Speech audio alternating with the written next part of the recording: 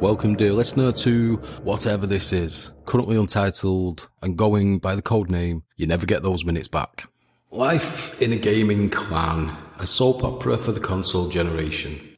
I always wanted to be in a clan, not some battle-axe wielding, kilt-wearing, willy-waving, blue-faced hijinks, mind you. I always wanted to be in a gaming clan. The thought of going into console warfare as part of a well-oiled killing machine with slicker moves than the 70s Brazilian football team was appealing. It sounded dramatic and exciting, a band of brothers fighting side by side until the bitter end. And I was a fan of Band of Brothers, which it sounded like a band of brothers. The reality, however, was a little different. There was drama, but it was more soap opera than theatre of war. And we were indeed a band of brothers fighting side by side until one of the band disconnected mid-clan war to go and fix his shed. That did happen. Like I say, the reality was a little different. Here's my story of life in a clan, the ups, the downs, and the weirdness. Within only a month or so of breaking from the single-player cocoon and fluttering off into the new world of online play, I had applied to become part of a clan. By applied, I don't mean I sent off my CV of notable game-related accomplishments to the clan leaders, held out for a 0-0 draw on FIFA and such like. No. My application was more akin to an introduction on the clan forums. The clan were known as Army of Orion. Whether this was in reference to the stars or the shitty old car from the 80s, I never found out, but I tentatively posted this intro. Hi folks, Base All-Star here, Xbox 360 gamer, Call of Duty 3 especially, good sense of humour, enjoy long moonlit walks along the beach, can I join? Piss poor. That was a rough estimate of the words in that first introduction application, as I remember both myself and my wife were trying to join the good old Army of Orion. Weirdly, they replied stating that someone from the clan would join us in a random online game, and for want of better words, weigh us up. And so it was. General Beaker entered the game, stayed for a few minutes, didn't say much, left, and we were in.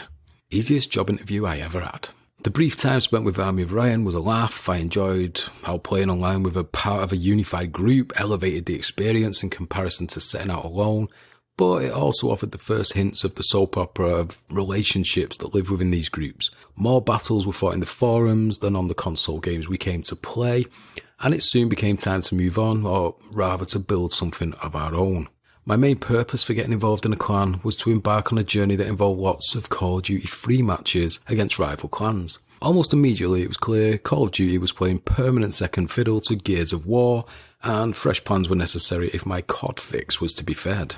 Warhounds were born, my own little clan. We used the clan initials, as all the clans do, but realised we would have been WC. Not the best, so we added the hounds as almost a separate word and became WHC, much more acceptable. We welcomed other members and we enjoyed sweet hours of COD-free action. The members came, we had a healthy clan of 20 plus, all of whom wanted to play Gears of War. And so it was. Gears was a permanent fixture with the occasional COD scrap thrown into the mix from time to time, but I was happy. The site looked decent if a tad basic, we had a good reputation as a friendly and fair bunch, and our membership was growing rapidly. And then it all started to go pear-shaped. The ugly face of the soap opera beast reared its head once again. It's strange how quickly silly little irritants escalate and threaten to bring the walls crashing in, but it happened. Bickering began, little feuds on the forums between members whose personalities could do little but clash, strange atmosphere in the online air as members ignored each other, or occasionally broke out into all-out verbal warfare. The member who left mid-clan match to fix his shed, and then left the clan altogether a couple of days later, being unable to fully accept the shed-related piss-taking that took place. Before long, the nights of laughter, free-flowing alcohol and good times had evaporated, and in came arguments and bad feeling.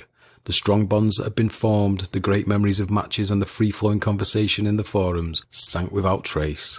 Members began to drift, and we too jumped ship, leaving the clan in the hands of those left behind. 1 year had passed. That is all. The end of Warhound signalled the end of my own interest in the whole clan thing. I joined a community, Project Echelon, and had a pleasant time meeting good people again. There were no more matches, but the band of brothers were back, and I was back as an army of one. Clans can be wonderful things, full of memorable moments and unforgettable characters. Oh, the characters. Great places to build friends, great places to build sheds, a place for good gaming, and a place for big laughs. But when it goes wrong, it crumbles fast. I always look back on my clan days with fondness, but I was never into soap operas. and that has yet to change.